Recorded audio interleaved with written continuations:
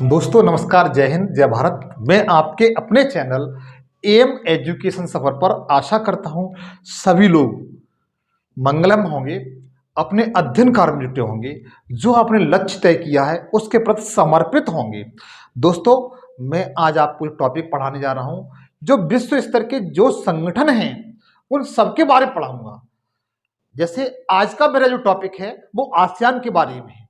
किसके बारे? आसियान के बारे में है। इस तरीके से मैं विश्व के जितने भी संगठन हैं उन सबके बारे में आपको क्रम बाय क्रम वीडियो में बताऊंगा। यदि आप इन सारी वीडियो को देख लेते हैं तो वर्ल्ड के जितने भी संगठन हैं वहां से कोई भी क्वेश्चन आपका बाहर नहीं जाएगा, बशर्ते ये है कि आप मेरी वीडियो को बगैर स्किप किए हुए 1 से 2 बार देख लेंगे और इसका एक अपने साथ एक नोट्स बना लेंगे। मतलब ये है कि आप कॉपी पेंसिल लेकर के बैठेंगे और मैं जो बताऊं उसको नोट करते जाएंगे। दोस्तों, एक बात आप लोगों से कहूंगा, देखिए, आपने जो लक्ष्य तय किया है उसके प्रति आप समर्पित हो जाइए। ये नहीं है कोई भी लक्ष्य जो आपने सपना देखा है, जो जागती हुई आंखों से सपना देखा है, उसे पूरा करने के लिए आपको जागती हुई आंखों से ही पूरा करना है, न कि सोती हुई आंखों से। ये आपसे मेरा निवेदन है मित्र। तो आइए हम इसका अध्ययन करते हैं। यदि मेरा सेशन अच्छा लगे तो सब्सक्राइब करिए, दोस्तों को बताइए, दोस्तों के साथ शेयर करिए, लाइक करिए, कमेंट्स करिए। तो मेरा टॉपिक मित्र कौन सा है? आसियान। क्या है? आसियान। तो देखिए, सबसे पहले मित्र, इसकी जो आसियान है इसकी फुल फॉर्म पूछ ली जाती है कि इसका संपूर्ण नाम क्या है। तो इसका संपूर्ण नाम है, वो नोट कर लीजिए। आसियान का ए से एसोसिएशन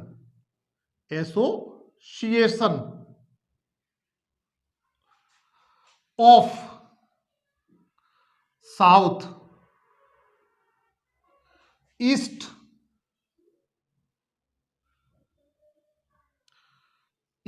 एशियन नेशन।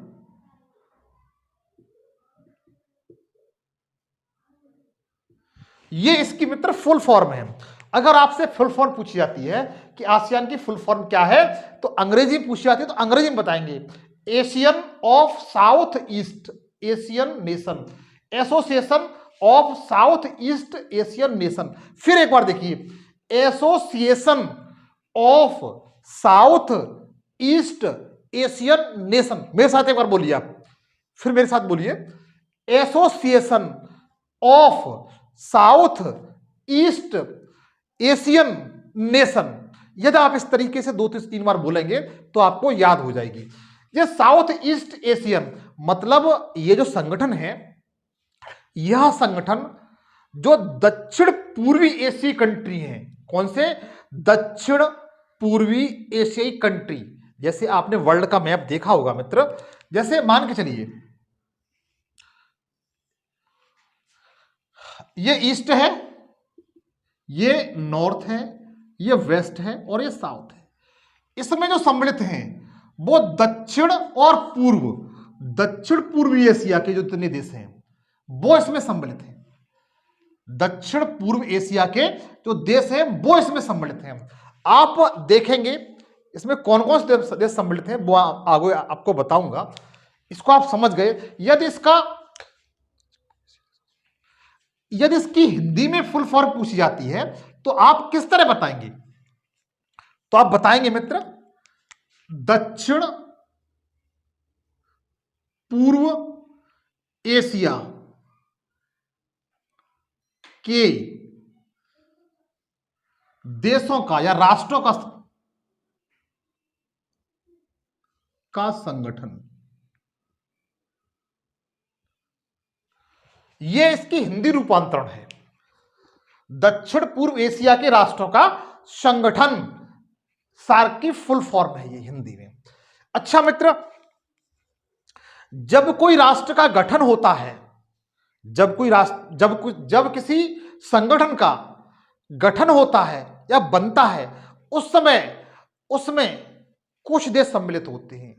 यदि वो संगठन इसकी इंपोर्टेंस वर्ल्ड स्तर पर है तो क्या होता है कि उसमें विश्व के अन्य देश भी मिलते बाद में चले जाते हैं। यह क्रम बाई क्रम चलता रहता है।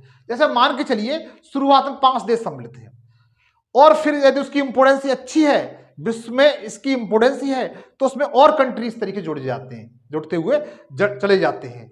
तो जब उसकी स्थापना होती है तब तो कुछ सदस्य होते हैं और वर्तमान में उसके कुछ अन्य सदस्य होते हैं, मतलब सदस्यों की संख्या बढ़ जाती है। तो मित्र, जो आसियान है इसका जो गठन हुआ था, क्या हुआ था? गठन हुआ था। वह गठन 8 अगस्त 1967 को हुआ था। कब हुआ था? 1967 को। 1967 में आसियान का गठन किया गया था। कब किया गया था? 8 अगस्त 1967 को किया गया था। कब किया गया था? 8 अगस्त 1967 को किया गया था।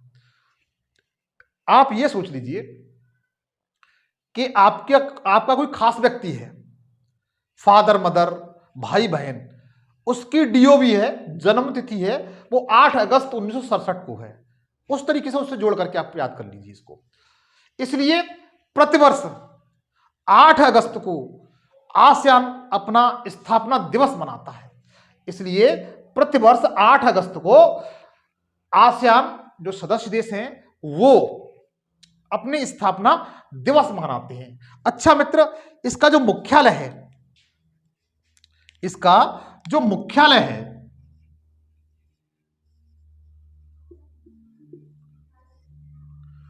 वो इंडोनेशिया की राजधानी जकार्ता में है। कहां पर है? इंडोनेशिया की राजधानी जकार्ता। कहां पर है? जकार्ता। और ये कहां पर है? इंडोनेशिया की राजधानी। इंडोनेशिया की राजधानी जकार्ता में इसका क्या है मित्र? मुख्यालय है। इंडोनेशिया पूर्णतः मुस्लिम आबादी वाला देश है और ये द्वीपीय देश है जिसकी राजधानी इंडोनेशिया है, वो जकार्ता है इंडोनेशिया राजधानी। और इसके इंडोनेशिया के 2 बड़े द्वीप हैं, एक जावा, एक सुमात्रा। जावा मैं थोड़ा सा मित्र हटके बता रहा हूं, इस पर देखिएगा। इंडोनेशिया के 2 द्वीप हैं, एक जावा है, एक सुमात्रा है। ये जावा द्वीप है, ये विश्व का सबसे अधिक जनसंख्या वाला द्वीप है। कौन सा? विश्व का सबसे अधिक जनसंख्या वाला द्वीप है। फिर बार देखिए, इंडोनेशिया के 2 द्वीप हैं जो प्रसिद्ध द्वीप हैं, एक जावा है, एक सुमात्रा है। ये कौन सा है? सुमात्रा। जावा विश्व का ऐसा द्वीप है जिसपे सबसे अधिक जनसंख्या निवास करती है, और सुमात्रा है वो इंडोनेशिया का क्षेत्रफल की दृष्टि से सबसे बड़ा द्वीप है। और इसके बीच में जो जलसंधि है, ये क्या है? जलसंधि चैनल है, जलसंधि है। इसे सुंडा जलसंधि कहते हैं।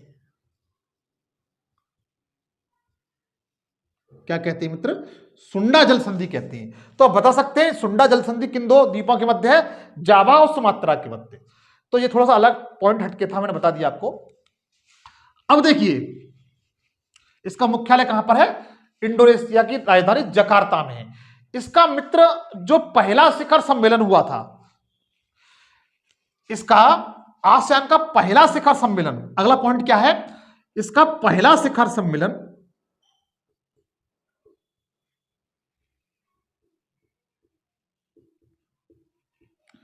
1976 में। कब?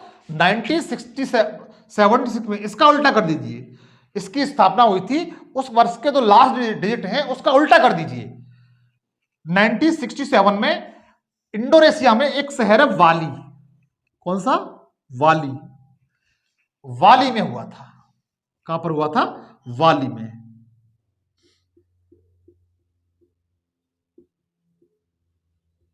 कहां पर हुआ था? वाली में हुआ था। यहां मित्र मैं थोड़ा सा आपको बताने की कोशिश करूंगा। जो बाली है इंडोनेशिया का द्वीप पर स्थित एक शहर है। यहां पर G20 देशों का जो सम्मेलन है 2022 में, वो बाली में किया गया है। कहां किया गया है? बाली में समिट हुई है उसकी। G20 2022 की जो समिट हुई है वो बाली में हुई है। बाली की विशेषता मित्र ये है कि यह 90% जनसंख्या यहां पर हिंदू है, जबकि इंडोनेशिया पूर्णतः मुस्लिम आबादी वाला कंट्री है। यहाँ की जनसंख्या है बाली शहर की, यहां पर 90% जनसंख्या किसकी है? हिंदुओं की है। किसकी है? और इसीलिए यहां पर हिंदू कल्चर पाई जाती है, भारतीय कल्चर यहीं पर पाई जाती है, यहां पर भारतीय कल्चर पाई जाती है। तो G20 का शिखर सम्मेलन कहां पर हुआ है? तो आप बता सकते हैं बाली में। लेकिन इंडोनेशिया जो एशिया का सॉरी आसियान का जो शिखर सम्मेलन है, पहला शिखर सम्मेलन, वो बाली में हुआ था। इसको मित्र आप नोट कर लीजिए। अब मैं बताऊंगा इसका जो आसियान है, इसका टारगेट क्या है, इसका टारगेट क्या है, क्या उद्देश्य है इसका। उसके बाद इसमें कंट्री है मैं बताऊंगा। आपने स्क्रीनशॉट ले लिया होगा।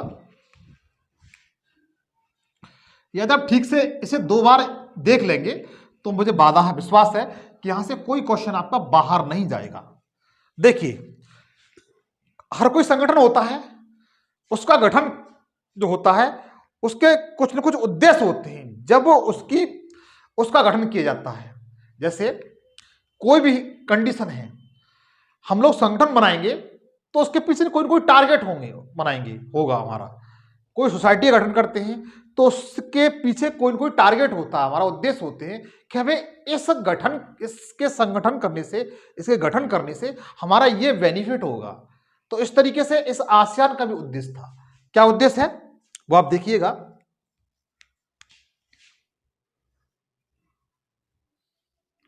इसका जो उद्देश्य है वो क्या है, वो क्या है वो देखिए आप।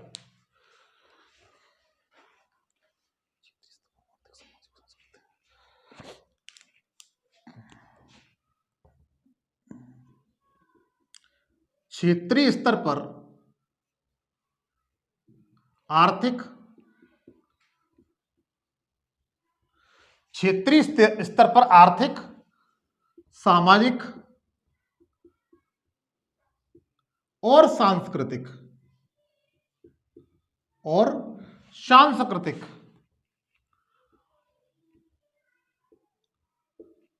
और सांस्कृतिक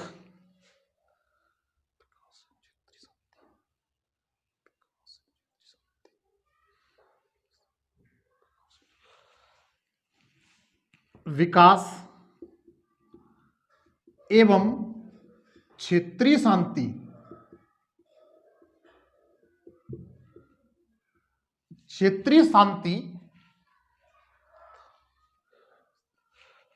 तथा स्थिरता को बढ़ावा देना।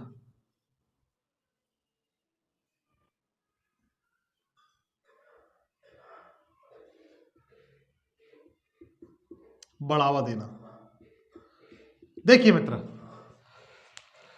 जो आसियान शिखर सम्मेलन है, इसका जो टारगेट है, इसका जो उद्देश्य है, इसका उद्देश्य गठन क्यों किया गया था, उसमें क्या है? क्षेत्रीय स्तर पर आर्थिक, सामाजिक और सांस्कृतिक, ये 3 पॉइंट, ये इसके टारगेट हैं। कितने का टारगेट है? 3 इसके टारगेट हैं। अगर पूछा जाता है कि इसके टारगेट में, इसके उद्देश्य में कौन शामिल नहीं है, तो उसको आप ध्यान रखिए। लेकिन शामिल कौन कौन से हैं वो देखिए। आर्थिक, सामाजिक और सांस्कृतिक, 3 इसके मोटो हैं। क्या ये 3 इसके जो मोटो हैं, आप इन्हें ध्यान देंगे। एक ये आर्थिक, एक सामाजिक और सांस्कृतिक, 3 इसके मोटो हैं। ये इसके विकास को, क्षेत्रीय शांति तथा स्थिरता को बढ़ावा देना है। इसके 3 टारगेट हैं, इनको आप ध्यान रखें। आप इसका स्क्रीनशॉट ले लीजिए। और इसका जो मित्र मोटो है, इसका जो मोटो है आदर्श वाक्य है। क्या है? आदर्श वाक्य। आसियान का जो आदर्श वाक्य है, ये पूछा जाता है मित्र, इसका आदर्श वाक्य क्या है, तो आप बता सकते हैं बड़े गर्व के साथ।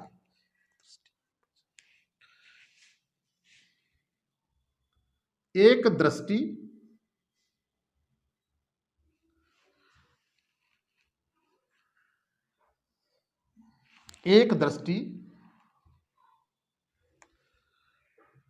एक समुदाय और एक पहचान।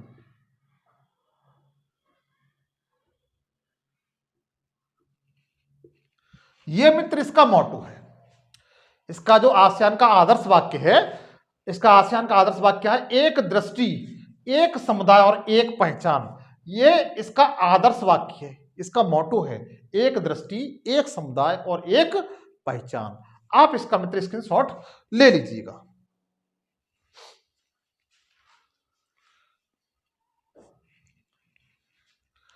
अब मैं आपको बताऊंगा कि आसियान में कि जब गठन हुआ था, आसियान का जब गठन हुआ था उस समय इसमें कितने देश सम्मिलित थे। मैंने आपको बता चुका हूं जब गठन होता है तब उसमें कितने देश सम्मिलित, तब कुछ ही देश सम्मिलित होते हैं, फिर धीरे धीरे यदि उसकी इंपोर्टेंस है विश्व को तो उसमें सदस्य देशों की संख्या बढ़ती जाती है।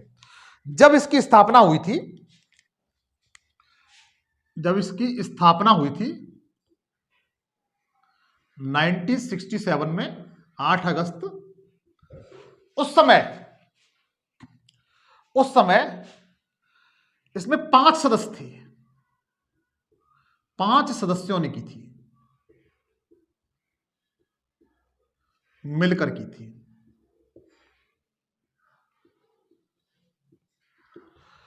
जब स्थापना हुई थी तो 5 देशों ने इसके जो संस्थापक देश थे, 5 सदस्य थे जो जिन्होंने मिलकर के आसियान का गठन किया था।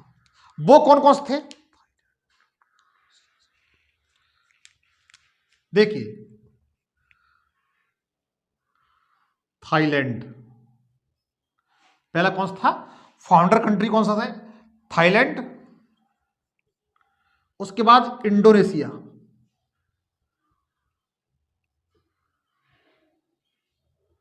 उसके बाद सिंगापुर,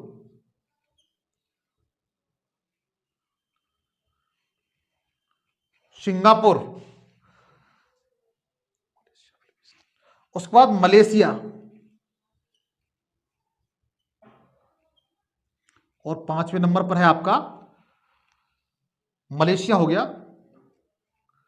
5वें नंबर पर है आपका फिलीपींस। कौन सा है मित्र? फिलीपींस। ये इसके फाउंडर कंट्री हैं, आसियान की क्या है ये फाउंडर कंट्री हैं। थाईलैंड, इंडोनेशिया, सिंगापुर, मलेशिया और फिलीपींस। एक बार फिर बताएंगे, फाउंडर कंट्री कौन कौन से हैं? थाईलैंड, इसे सफेद हाथियों का देश कहते हैं या सफेद हाथियों की भूमि कहते हैं। कौन सा है? थाईलैंड। इंडोनेशिया की राजधानी जकार्ता, जावा सुमात्रा इसी के द्वीप हैं। सिंगापुर डेवलपमेंट कंट्री है। मलेशिया इसकी राजधानी कुआलालंपुर है। फिलीपींस जिसकी राजधानी मनीला है। तो कौन कौन से हैं जो इसके फाउंडर कंट्री हैं, संस्थापक देश हैं आसियान के? थाईलैंड, फिर देखिए थाईलैंड, इंडोनेशिया, सिंगापुर, फिलीपींस और Malaysia. Philippines, Malaysia, Singapore, Indonesia, Thailand. अगर 3 से 4 बार आप रिवीजन करेंगे तो आपको याद हो जाएंगे। फिर एक बार देखिए, Thailand, Indonesia, Malaysia, Singapore, Philippines. आप कैसे भी याद करिए, आपको याद हो जाएंगे। इसके बाद क्या होता है मित्र, ये इसके संस्थापक देश हैं। ये क्या है? इसके संस्थापक देश हैं। लेकिन बाद में इसमें 5 सदस्य और सम्मिलित हो गए। मतलब वर्तमान समय में देखा जाए तो आसियान में 10 देश सम्मिलित हैं। वर्तमान समय में आसियान में कितने देश सम्मिलित हैं? 10 देश सम्मिलित हैं। आप इसका स्क्रीनशॉट ले लीजिए मित्र।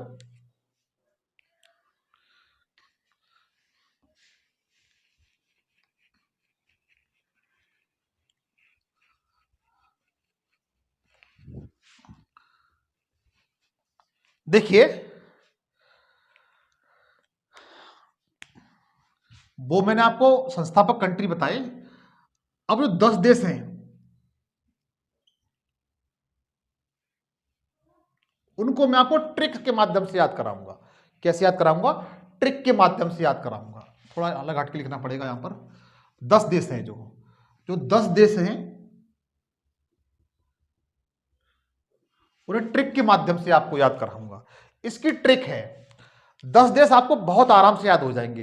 एक ट्रिक है, उसे आप अपने ज़हन में बैठा लें। उसके केवल सबसे पहले जैसे ट्रिक में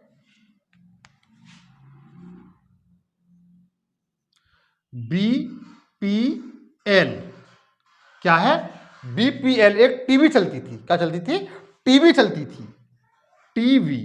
ठीक है, बीपीएल टीवी आप लोग सभी जानते हैं, आपने देखा भी होगा आपके घर में, मतलब कुछ समय पहले जब एलईडी नहीं आई थी उससे पहले बीपीएल की टीवी चलती थी। तो वही ट्रिक है इसकी, बीपीएल टीवी। कौन सी?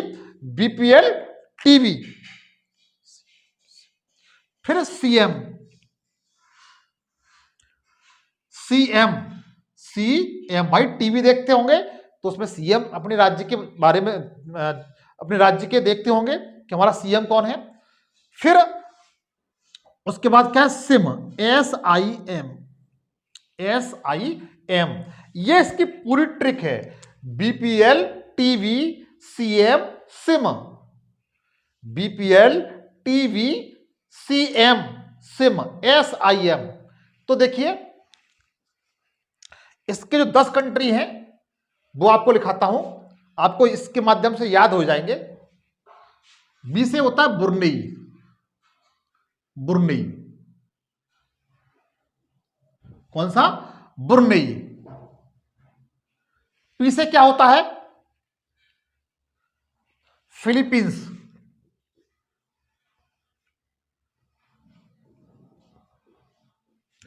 एल से क्या होता है? लाओस। कौन सा देश? लाओस। लाओस दक्षिण पूर्व एशिया का लैंडलॉर्ड कंट्री है, मतलब भू अवरुद्ध राष्ट्र है। मतलब ये किसी भी समुद्र से सीमा रेखा नहीं बनाता है, इसके चारों तरफ देश हैं, अर्थात ये लैंडलॉर्ड कंट्री है। कैसा है? लैंडलॉर्ड कंट्री है। मैं जस्ट इसकी राजधानी भी आपको याद कराऊंगा मित्र। टी से क्या है? थाईलैंड, सफेद हाथियों की भूमि। वी से वियतनाम, वियतनाम। सी से कंबोडिया।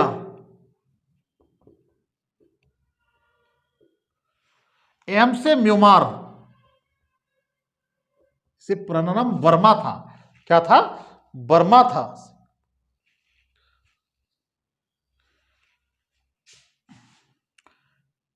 एस से क्या लेंगे? ले लेंगे हम सिंगापुर।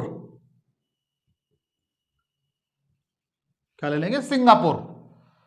आई से क्या है? इंडोनेशिया। कौन सा? इंडोनेशिया। और ये लास्ट वाला जो एम बचा है इससे हो जाएगा मलेशिया।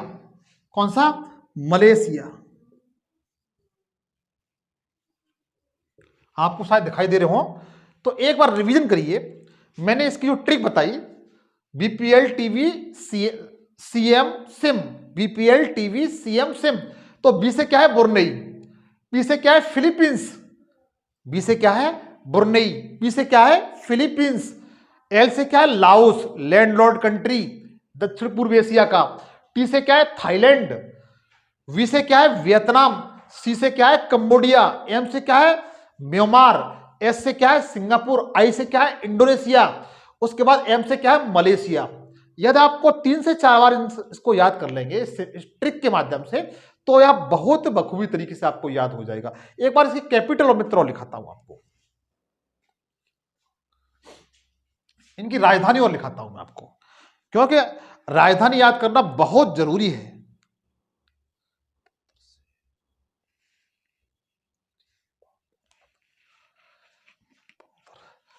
देखिए इसकी जो राजधानी है वो यरूशलेम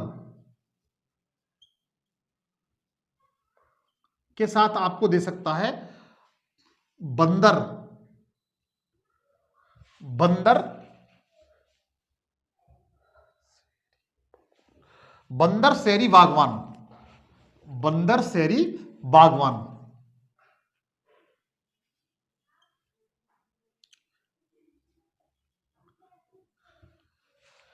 ये इसका नाम है, इसकी राजधानी क्या है? बंदर शहरी बागवान। बंदर शहरी, बुर्ने की राजधानी क्या है मतलब? बंदर शहरी बागवान। और वैसी राजधानी इस तरीके क्या बताई जाती है? यरूशलेम। फिलीपींस, फिलीपींस की राजधानी आप बताएंगे।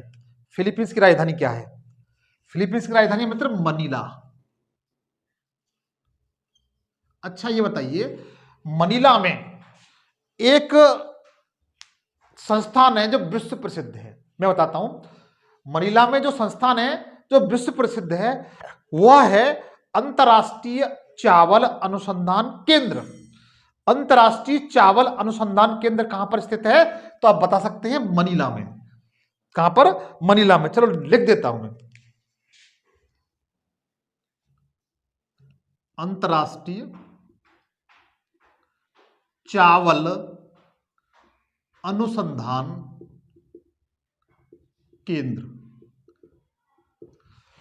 अंतर्राष्ट्रीय चावल अनुसंधान केंद्र कहां पर है? फिलीपींस की राजधानी मनीला में। एक बात और आपको बताऊंगा चोरी छिपी से, कि जो विश्व की पृथ्वी पर सबसे जो गहरा स्थान है, जैसे मैरियाना ट्रेंच कहते हैं, क्या कहते हैं? मैरियाना ट्रेंच कहते हैं। पृथ्वी पर जो सबसे गहरा स्थान है क्या है? मैरियाना गर्त कहते हैं। 11,032 मीटर गहरी है वो। ये फिलीपींस के जो राजधानी है उसके पूर्व दिशा की तरफ है, प्रशांत महासागर में। क्योंकि आपको पता है ये फिलीपींस कहां पर है? पैसिफिक सी में, प्रशांत महासागर में है। तो आपको यही पता होना चाहिए कि जो विश्व का सबसे गहरा स्थान है, सबसे ऊंचा तो माउंट एवरेस्ट हो गया, लेकिन सबसे गहरा स्थान है मित्र वो फिलीपींस के पूर्व साइड में है। किधर है? प्रशांत महासागर में, फिलीपींस के पूर्वी दिशा की तरफ है। और अंतर्राष्ट्रीय चावल अनुसंधान केंद्र कहां पर है? यह भी आप बता सकते हैं कि यह भी मनीला में है। कहां पर है? मनीला में है। अगर आपसे पूछा जाता है कि राष्ट्रीय चावल अनुसंधान केंद्र कहां पर है, तो आप बता सकते हैं बहुत प्यार से, अपने भारत के उड़ीसा के कटक में। कहां पर? कटक में। इसे कटक से अटक बताया जाता था। मराठाओं ने अपना साम्राज्य का विस्तार कहां से कर लिया था? कटक से लेकर अटक तक। तो जो कटक है वो राष्ट्रीय है, जो अंतरराष्ट्रीय है वो मनीला में है। इतना मित्र आपको क्लियर हो गया होगा। फिलीपींस की राजधानी मनीला। उसके बाद लाओस। लाओस, लाओस की राजधानी है वियतनाम। ये इसकी राजधानी है। क्या है? वियतनाम। वियतनाम मतलब बिना तेरे, बिना तेरे, वियतनाम। बिना तेरे हम लाओस कैसे जाएं? बिना तेरे हम लाओस कैसे जाएं? क्योंकि वहां पर ऊंची ऊंची वादियां हैं, अच्छी अच्छी मतलब खाड़ियां हैं। तो ऐसे में तो मतलब होना जरूरी है ना। बिना तेरे हम लाओस कैसे जाएं? Vietnam, Vietnam. तो लाओस की राजधानी कौन सी है? वियतनाम। उसके बाद लाओस है मित्र, ये दक्षिण पूर्व एशिया का सबसे मतलब स्थल अवरुद्ध देश है। दक्षिण पूर्व एशिया का स्थल अवरुद्ध देश है। मित्र यदि मेरा सेशन अच्छा लगे तो दोस्तों के साथ शेयर करिए। आप लोगों से मेरी स्पेशल रिक्वेस्ट है, प्लीज मेरे चैनल को अधिक से अधिक दोस्तों तक बताइए कि पवन सर जीएस पढ़ाते हैं। मैं आपको history, geography, polity, economics, general science के साथ साथ करंट अफेयर पढ़ाता हूं। तो दोस्तों आप बताइए। तो देखिए लाओस, लाओस की राजधानी वियतनाम है और यह देश है लाओस, बिना तेरे। यह एशिया, दक्षिण पूर्व एशिया का स्थल अवरुद्ध देश है, लैंडलॉर्ड कंट्री है। इतना आपको समझ में आया। थाईलैंड, थाईलैंड की राजधानी है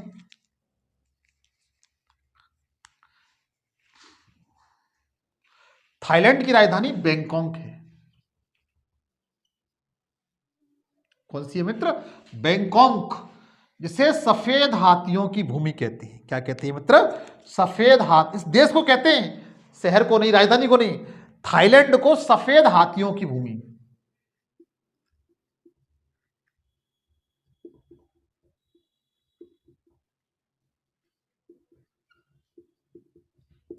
क्या कहा जाता है?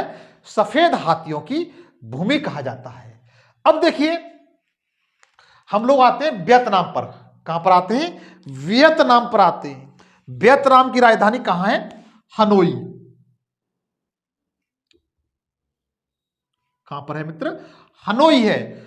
मतलब हम नहा करके कहां जाएंगे? वियतनाम जाएंगे। हम कहां जाएंगे? हम हवाई जहाज में नहा धो करके वियतनाम जाएंगे। तो वियतनाम की राजधानी कौन सी है? हनोई। कौन सी है? हनोई है वियतनाम की राजधानी। कंबोडिया, कंबोडिया, नामपेन, क्या है इसकी राजधानी? नामपेन।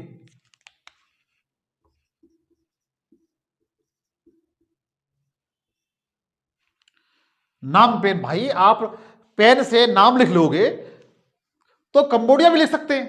आप पेन से नाम लिख लोगे, नामपेन, इसकी राजधानी क्या है? नामपेन। नामपेन मतलब पेन से आप नाम लिख लोगे तो कंबोडिया भी लिख लोगे।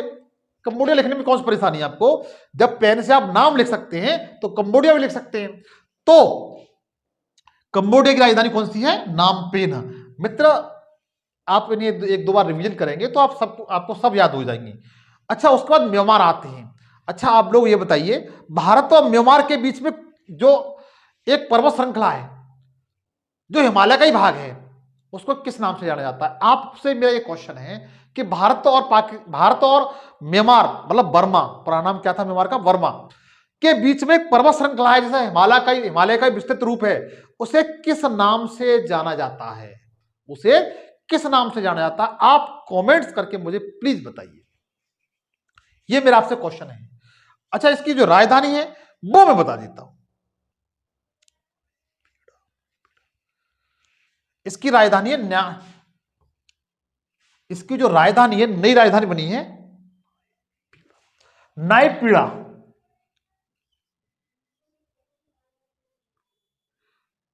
नाय अलग तरीके से नायपीड़ा, नायपीड़ा,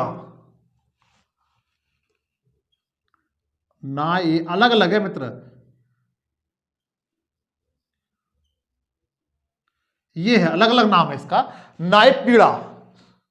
नायपीड़ा इसका अलग अलग नाम है, ये नायपीड़ा। म्यांमार की राजधानी क्या है? नायपीड़ा। म्यांमार का पुराना नाम क्या था? वर्मा। इसकी प्राचीन राजधानी कौन सी थी? रंगून थी। कौन सी थी? बर्मा थी। रंगून थी, रंगून। अच्छा, ये बताइए, म्यांमार, इसका पुराना नाम बर्मा था। बर्मा की राजधानी कौन सी थी? रंगून थी। भारत का ऐसा कौन सा मुगल बादशाह था जिसकी कब्र रंगून में है? उसे कहां पर दफनाया गया था? रंगून दफनाया गया था। और उसने इतनी बड़ी बात कही थी अपनी कब्र पर, लिखी हुई है कि यह भारत का बादशाह इतना बदनसीब है जिसे अपने दफन के लिए 5 गज जमीन तक नसीब नहीं हुई है। यह स्टेटमेंट किस मुगल बादशाह का है और उसे रंगून में दफनाया गया था? उस बादशाह का नाम बताएंगे जो मुगल बादशाह था। प्लीज कमेंट्स करके बताइए। 2 क्वेश्चन मैंने आपसे पूछे हैं। म्यांमार की राजधानी कौन सी है? नायपीड़ा। कौन सी है? नायपीड़ा। सिंगापुरी कौन सी है? सिंगापुर है। सिंगापुरी क्या है? सिंगापुरी है। उसके बाद इंडोनेशिया की राजधानी बताएंगे आप तो बता सकते हैं जकार्ता, वही मुख्यालय यहां पर। और मलेशिया की राजधानी कौन सी है? कुआलालंपुर। कुआलालंपुर। क्लियर हो गया मित्र? एक बार फिर रिवीजन मेरे साथ करेंगे। छोटा सा क्विक रिवीजन है। जो आसियान के 10 देश हैं वर्तमान समय में, उनका एक क्विक रिवीजन है। इसकी शॉर्ट ट्रिक है BPL TV, BPL TV, CM SIM, CM SIM, S I M. तो बी से बुर्नेई, पी से फिलीपींस, एल से लाओस, टी से थाईलैंड, वी से वियतनाम, सी से कंबोडिया, एम से म्यांमार, एस से सिम, एस से सिंगापुर, आई से इंडोनेशिया और एम से मलेशिया। इसकी देखिए राजधानी आपको याद कराता हूं। बुर्ने की बंदर शहरी बागवन है, शहर का नाम है, राजधानी का नाम है। इसकी राजधानी यरूशलेम हुआ करती थी। फिलीपींस की राजधानी मनीला है। अंतरराष्ट्रीय चावल अनुसंधान केंद्र यहां पर है। लाओस जिसकी राजधानी विंतियान है, मतलब दक्षिण पूर्व एशिया का लैंडलॉर्ड कंट्री है ये। थाईलैंड की राजधानी बैंकॉक है। इसे सफेद हाथियों का देश कहते हैं। वियतनाम की राजधानी हनोई है। कंबोडिया की राजधानी नाम पेन है। म्यांमार की राजधानी नाए पीड़ा है, नाए पीड़ा। सिंगापुर की सिंगापुर, इंडोनेशिया की जकार्ता, मलेशिया की कुआलालंपुर। ये इसके 10 देश हैं जो आसियान के। आप इनको समझ चुके होंगे। अब देखिए आसियान प्लस 3 बताता हूं मैं, आसियान प्लस 3 बताता हूं। बाद में इसमें 3 देश और सम्मिलित किए गए, ये पूछ लिए जाते हैं, ये पूछ लिए जाते हैं। ASEAN plus 3, ASEAN plus 3, ASEAN plus 3 में कौन कौन से देश सम्मिलित हैं? तो 10 तो मित्र आपके वही हुए, 10 तो आपके आसियान वाले हुए। उसके बाद कौन कौन से देश सम्मिलित हैं? इसमें है आपके चीन, दूसरा है जापान, और तीसरा है आपका दक्षिणी कोरिया। ये इसके 3 देश हैं, 3 देश हैं। आसियान, आसियान में आपके 10 देश हैं, 3 देश बाद में जुड़े, चीन, जापान और दक्षिणी कोरिया। इसके बाद और देखेंगे, इस तरह 13 देश हुए। अब उसके बाद आसियान प्लस 6 देश, आसियान प्लस 6 देश। तो बाद में 3 देश और जोड़े गए। बाद में आप इसको इस तरह लिख सकते हैं, ये 3 पहले वाले और बाद वाले 3 जो बाद में जोड़े गए। ये वाले तो मैंने आपको ये बता दिए, ये 3 देश हैं। जो 3 देश ये जोड़े गए हैं उसमें आप देखिए, नंबर 1 भारत, अपना प्यारा भारत। दूसरा ऑस्ट्रेलिया, ऑस्ट्रेलिया जिसकी राजधानी कैनबरा है। और तीसरा जो देश है वो न्यूजीलैंड है, न्यूजीलैंड, न्यूजीलैंड। तो इस तरीके से इसमें 16 देश हैं। कितने देश हैं? 16 देश हैं मित्र। ये आपको क्लियर हुआ, 16 देश इसमें सम्मिलित हैं। 10 वाले आसियान वाले, 3 बाद में सम्मिलित हुए, चीन, जापान, दक्षिण कोरिया। इसके बाद 3 और सम्मिलित हुए, भारत, ऑस्ट्रेलिया और न्यूजीलैंड। एक बात याद रखेंगे, पाकिस्तान आसियान का सदस्य नहीं है। पाकिस्तान है वो आसियान का सदस्य नहीं है मित्र। इसके बाद आसियान का एक शब्द है आसियान से जुड़ा हुआ है, आरसीईपी। ये आसियान से जुड़ा हुआ शब्द है। अगर पूछा जाता है कि ये आसियान जो शब्द है, सॉरी आरसीईपी शब्द है, उसका संबंध किस गठन से है, संगठन से है, तो आप बता सकते हैं आसियान से है। ये क्या है इसके बारे में थोड़ा सा बताता हूं, बस वीडियो खत्म होने वाली है, थोड़ी सी रह गई है लास्ट।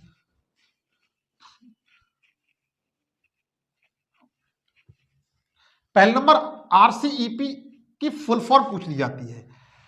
2017 में आरसीईपी की फुल फॉर्म आईएएस के एग्जाम पूछी गई थी मित्र, आईएएस के प्री एग्जाम में पूछी गई थी।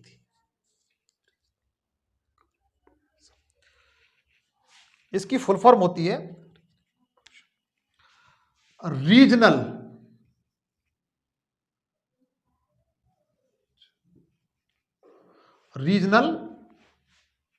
Comprehension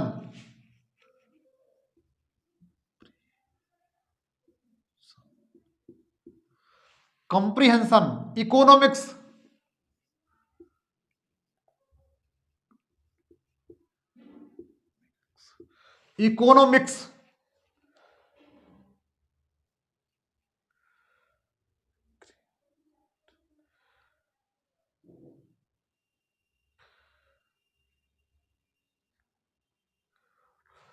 partnership,